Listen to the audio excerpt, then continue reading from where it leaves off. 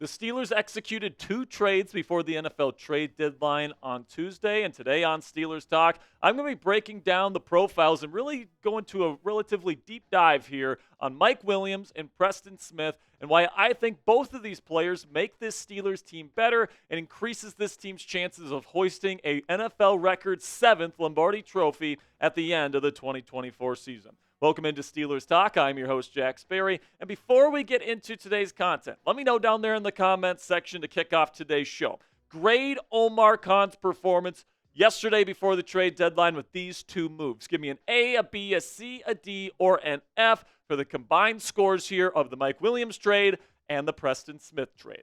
So first here, let's talk about Big Mike. Mike Williams coming in here to be the new weapon for this Steelers offense. And, of course, the Steelers have been looking for a veteran wide receiver to trade for, even going back to March. So they finally get their guy here, the guy that they really always wanted to go get in free agency. Last year they had a visit scheduled with him, and they were planning on signing him on that visit. But he goes to New York first. He ends up signing there, and eventually he ends up in the black and gold anyway. And the way that they do that is they send a 5th-round pick in exchange for his services. Now, was a 5th-round pick maybe, a round too high? Sure, but it's a day 3 draft pick, guys. And if you really feel that Mike Williams can get you closer to an NFL championship by putting him on your team, that is going to be more than worth the price here, especially because the Steelers had 2 5th-round picks and they pretty much had one to give. So with Mike Williams coming to town here, that is going to be a $627,500 cap hit for the Pittsburgh Steelers this year, so pretty much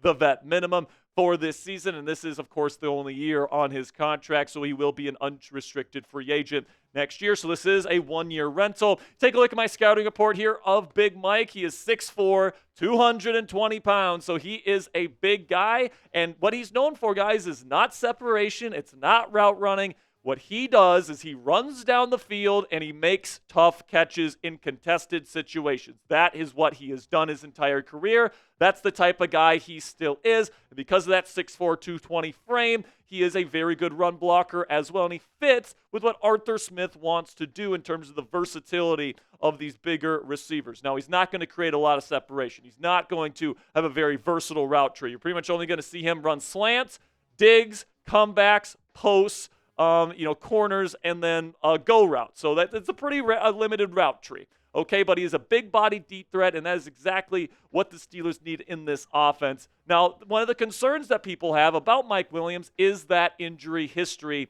that he has dealt with recently, and that's a fair point. I mean, just last year he had that ACL tear when he was 30 years old. And for somebody that is that old, I mean, obviously having a significant knee injury like that can affect his athleticism.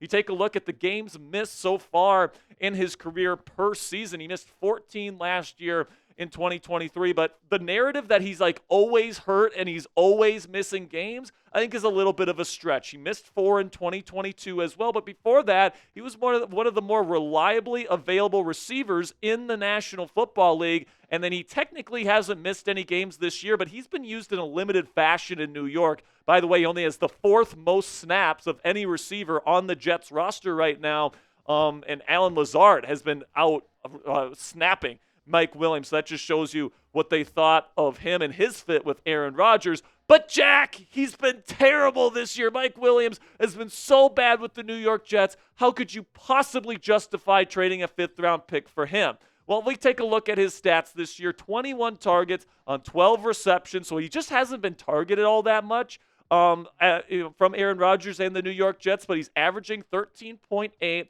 yards per reception, which, by the way, would rank in the top 30 of all receivers in the National Football League. So even though he hasn't been able to get into the end zone yet and he didn't have the best chemistry with Aaron Rodgers, that yards per reception number is very high. And by the way, it's even higher for his entire career. And I think here in Pittsburgh, where you're going to be throwing the ball down the field more often, I think he's a better fit than what he was with an Aaron Rodgers-led offense, where if you know anything about Aaron Rodgers, what is the thing that we know about Rodgers' game? He stinks with receivers he is in his first year with. Even guys like Davante Adams have to get used to playing with him and build that trust, build that chemistry over a course of time. That's why Allen Lazard has been a pretty decent weapon for them, because he has that established chemistry with Aaron Rodgers. Mike Williams was rehabbing all offseason, didn't really get the chance to build that rapport with Rodgers. And if you know anything about Rodgers, he does not throw you the football unless you have that established chemistry, which I think explains a lot of the lack of production from Williams so far this season. And what you guys can expect from Mike Williams is not necessarily a huge target share, all right? It's not like he's going to be taking 8, 9, 10 targets a game from Russell Wilson, all right? That's going to be the guy, or George Pickens is going to be that guy in this offense that gets the lion's share of the sugar. But what Mike Williams brings to the table is 3 to 6 targets per game and a lot of deep shots when you get one-on-one opportunities for Mike Williams here, okay? So you take a look throughout his career. Receptions per game, 3.3. So that means he's not really getting thrown the ball all that much, right? Keenan Allen was that kind of a volume target kind of guy when he was in LA. But look at this, the yards per reception, 15.5. That would be top 10 in the National Football League just this year if he can replicate that number. And as we know, Russell Wilson is a guy that loves to throw those touch passes down the sideline, and for a guy that's 6'4", 220, he's going to have the size advantage over just about any corner he goes up against this year, plus that big body ability to come down with tough catches is going to benefit the Steelers' red zone offense as well, going up and getting those fade balls. But Jack, none of Pittsburgh's wide receivers can create separation. Don't you look at the charts? Well, I look at the film, and if you look at the film, guys, it's pretty obvious to see that the Pittsburgh Steelers receivers in George Pickens and Calvin Austin III are creating enough separation. And those are the guys that Russell Wilson is going to lean on to create separation, especially Calvin Austin III. I mean, CA3 has done an excellent job this year in this offseason to work on his game, work on his route running, to really become a top-notch route runner in the National Football League this year. And I think he's going to get the ball more often here in the second half of the season. I think his production overall is going to spike. Justin Fields missed this guy wide open multiple times a game. Even Russell Wilson has missed this guy getting open multiple times a game in his start with the Steelers. I think that changes in the second half of the year. And then when it comes to the number one receiver in this offense, George Pickens, what Mike Williams is going to allow George to do is move all over the formation. But because before, George had to play the X receiver role the entire time. All right, you just didn't have anybody else that you could trust to play X. Now you put Mike in that spot, and that allows George Pickens to be used in motion. That you can use him at Z. You can use him in the slot. You can use him in a lot more of a diverse way. And George Pickens wants to be used that way because it means more targets for him. So George Pickens, no doubt, is still that big body deep threat that he can be on the boundary as well, but you can also use him in a more diverse way with Mike Williams in this offense, which makes this Steelers offense even better because when George Pickens is eating, this Steelers offense is eating. So let me know down there in the comments section. Do you approve of this trade to go get Mike Williams for a 5th round pick? Let me know down there in the comments section for today's pin poll. Give me a yes or a no down there in the comments section. Just a second here, I'm going to be telling you about our sponsor today at Game Time. While I'm talking about Game Time, go down there, find that pinned comment at the top of the comment section, and simply give me a yes or a no.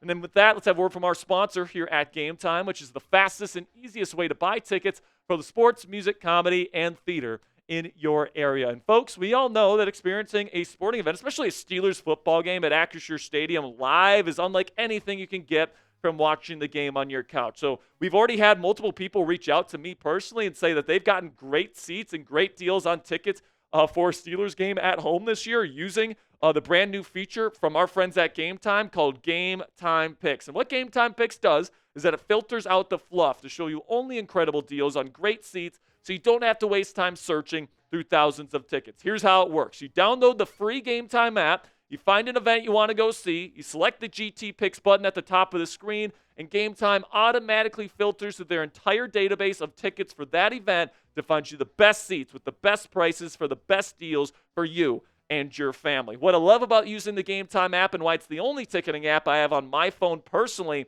is that you get the lowest price guarantee on any ticket to any event. Also, you get all-in pricing right up front, so you don't have to get slapped with a crazy fee at checkout, kind of blindsides you. And then also flash deals are on Game Time, so you can get even cheaper tickets the closer you wait to the event. So take the guesswork out of buying tickets with Game Time today.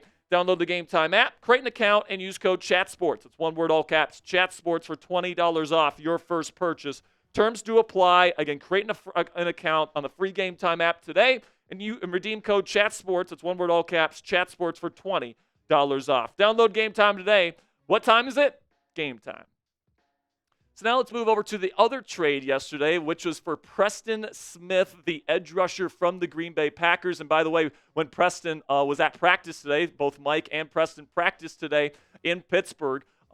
Preston mentioned how he requested a trade from the Green Bay Packers 3 weeks ago, and they finally obliged him, trading him to the Steelers for what ended up being a 7th-round pick. The Steelers had multiple 7th-round picks at their disposal to use, and they just sent one of them to the Packers to bolster their pass rush. And I do like this move. Now, we talked about on Steelers Talk Live yesterday that an interesting aspect of this deal for Preston Smith is that he still has quite a hefty contract for the final 2 years of his deal. But the kicker here is that none of that money in the years to come is guaranteed. So what I'm guessing here, guys, is that it's going to be a $2 million cap hit here in 2024, a little bit over that. And then my best guess is here, unless they trade Alex Highsmith or something crazy like that, I'm guessing they're probably going to cut him next year. There's going to be no dead cap hit. Maybe they re-sign him at a lower contract number. Well, I guess we'll have to see what happens next offseason, but this is likely a 1-year rental, at least on Preston Smith's current contract as it stands right now,